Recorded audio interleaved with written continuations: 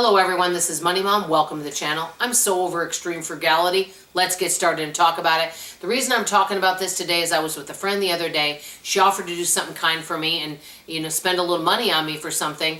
But whenever someone does that, I always feel bad because I think, you know what? I want them to take that money and either save it or spend it on themselves. Where does this come from? Because it is blessed to give, but it's also blessed to receive. I'm always concerned about how other people are doing, and I don't want them to waste their money on me. I want them to save it. And then it kind of got me thinking about frugality altogether.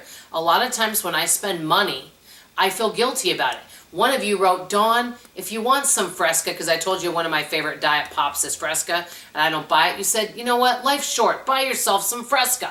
And I'm like, okay, every now and then I think that's fine. But many times with this extreme frugality, I kind of feel like it's about lack and cutting everything out of your budget. And for some reason, for me, that feels really demoralizing. I know we've kind of talked about it on the channel. I know with me, lately, especially when you've got talks about economy and it's about the fear of what could happen, and economists are talking and they're projecting things that could happen, and it's never positive, is it? No. Okay, it's never like, yay, everything's going wonderful. I mean, how often do we hear that, right? So what it ends up doing is we end up sometimes fretting, worrying, comparing ourselves to others, overthinking, and obsessing about everything about money, instead of just, living day to day and enjoying our life. Not saying that we shouldn't do some planning and be a wise steward, but basically finding balance between all of that. I sometimes feel guilty when people do nice things for me. I feel guilty if I maybe buy a little something for myself. And instead of looking and saying, hey, let's look at how you've improved over the last 7 years and what strides you've actually made, and you've remained debt-free and things like that. Instead, I look at all the areas I should improve and how much better everyone else is doing over decisions I make. So I thought, you know what? I don't know about you guys, but I would love to change my mindset.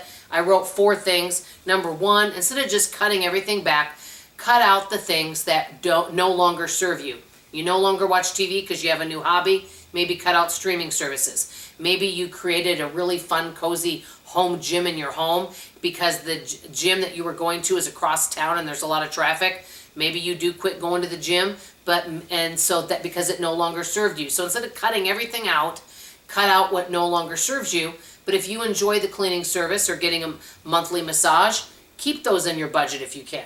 Number 2, less waste. That means less waste in all areas. Instead of buying foods just because they're on sale, for example, you guys know I'm not a fan of ground turkey, and your family doesn't eat much of it, but it's cheaper.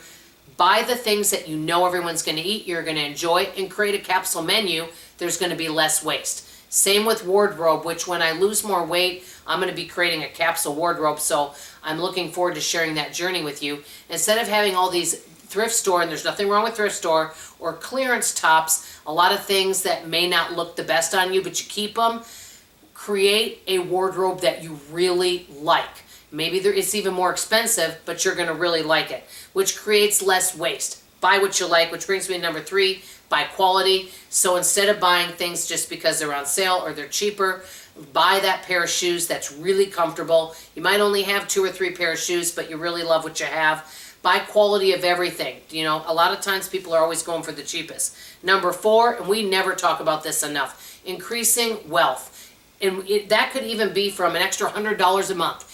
Every little bit, every dollar makes a difference. What would it be like right now if all of us, whatever money we make a year, let's say we make $30,000 a year, what would it be like if you made $60,000? Imagine what you could do with an extra couple $1,000s a month, what that could do in your income. I know it could be really powerful. And I really would love to see all of us, and many of you may have this, change our mindset to an abundance mindset. Because the one thing with frugality is I feel like many times it's about lack and overthinking. And it's wonderful to prepare and it's wonderful to be frugal, but for me, frugality means increasing income so that you can buy the things you need, and also increase to a more gratitude, not worrying, being prepared, but finding balance and joy in life. I would love to know what you guys think of this, and I would love to know, what would doubling your income do for you? Let me know what you guys think in the comments below and what you think of this topic. That's all I have to say for now. Love you, appreciate you. Hope to see you on the next video. Bye, everybody.